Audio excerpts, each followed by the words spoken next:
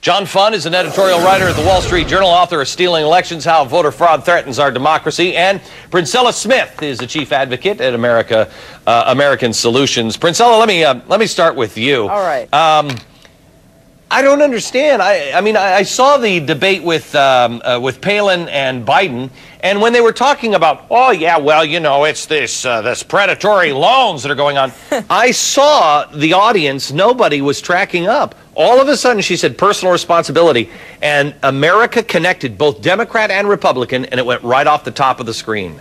Why are we not hearing this? Well, the message is really simple, Glenn, and it's interesting that you used the predatory analogy because that's exactly what we talked about in our newsletter today. Look, you get a lot of talk about predatory lending, but I tell you who's going to win. It's going to be the group that comes out and says, let's talk about predatory politicians. Let's talk about these people who think that big government is the answer to everything. And let's talk about these people who don't want anyone to take any responsibility for anything. And I'm saying that includes Secretary Paulson and the Bush administration. No one wants to take responsibility for anything. Everyone wants to bail out everyone with everything. And that's precisely the problem. You're exactly right. We need to move from talking about predatory lenders to predatory politicians. And you know what? And people who are taking the... I mean, who thought that you should take a 110% loan? who thought that was a good idea? You were too stupid to own a house. I'm sorry.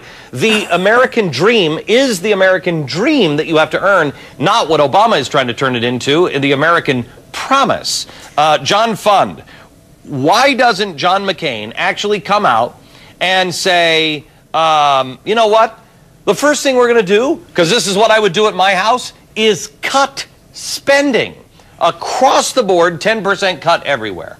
That would be popular in America, wouldn't it? Well, he's proposed a form of that, except that he's ruled out any cuts in veterans programs, entitlement, most national defense. So what's left of the budget is a shrunken cinder compared to the entire bonfire that we're dealing with. So I have to say, he's on the right idea. He's just already negotiated with himself most of the benefits away. And that's what, and nobody wants to hear that. And here's another thing.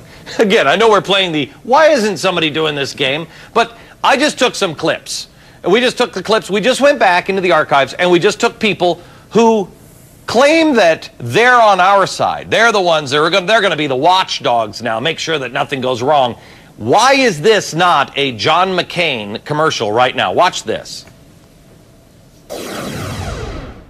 Mr. Chairman, we do not have a crisis at Freddie Mac, and in particular at Fannie Mae, under the outstanding leadership of Mr. Frank Raines. But I have seen nothing in here that suggests that the safety and soundness are at issue, and I think it serves us badly to raise safety and soundness as a kind of a general shibboleth. It is really hard for many, many low-income families to make the high down payment. And so that's why I've proposed and urged Congress to fully fund the American Dream Down Payment Fund. These are very strong, viable entities. Today, the capital they have is good. It's in excess of what required under federal law. This is not a time to be panicking about this. This was the last one was from July. Why are we not seeing these everywhere? I think it's the good old buddy, the good old boy network, where nobody wants to throw anybody underneath the bus because they all got their hands dirty. Princella? I tell you what, Glenn, they need to throw both parties under the bus. I tell you what, it is absolutely asinine that we spent that much money for that ridiculous piece of bailout that was passed. Let me tell you something. For that argument that more regulation is needed, I want everyone to hear this loud and clear, including the McCain-Palin campaign. The board that oversaw that had over 200 people that were supposed to be controlling that, and we still got put into this mess. Yeah. I don't understand. I'm with you, Glenn, and the American people don't understand. Then tell me this again. Why doesn't he say this? Why doesn't he get on tonight and say, America, we can't afford more taxes. We can't afford it. We can't afford more spending. And Barack Obama says that he's going to cut for 95% of the people. That includes 45% of the U.S. population that pays zero income tax. For the first time in American history, people who pay zero income tax every year will get a check from the federal government. That is not a tax cut. That is a handout. Right or wrong, John?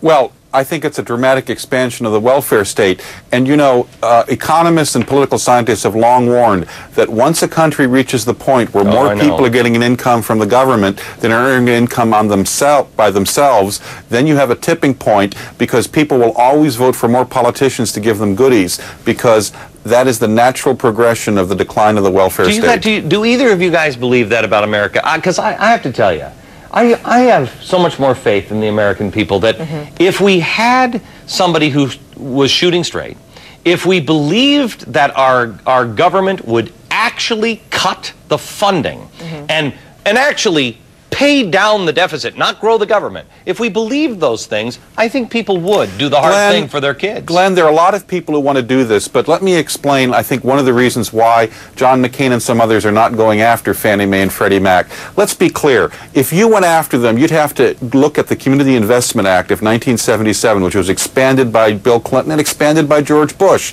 And this was basically saying, banks are not making enough loans in low-income neighborhoods, and if you don't make enough loans, we're going to prevent you from merging. We're going to slap sanctions on you. And there's a racial component here, because not all, but some of these people were racial minorities. You'll get the charge of racism. Princella, they did it yesterday with Barney Frank. Am I a racist to say that there's some people that shouldn't get a loan? And those people, doesn't matter what their skin color is, if you can't afford it. You're absolutely right. And I'll tell you another point that I want to bring up here, and that's how much money went to Acorn. People are looking at what immediately just happened. Think about that $300 billion housing bailout that happened this summer. $500 million of that money went to the far left-wing, crazy, radical group Acorn. Okay, when we come back, Princella and John, stick around for a bit, because I want to get into Acorn,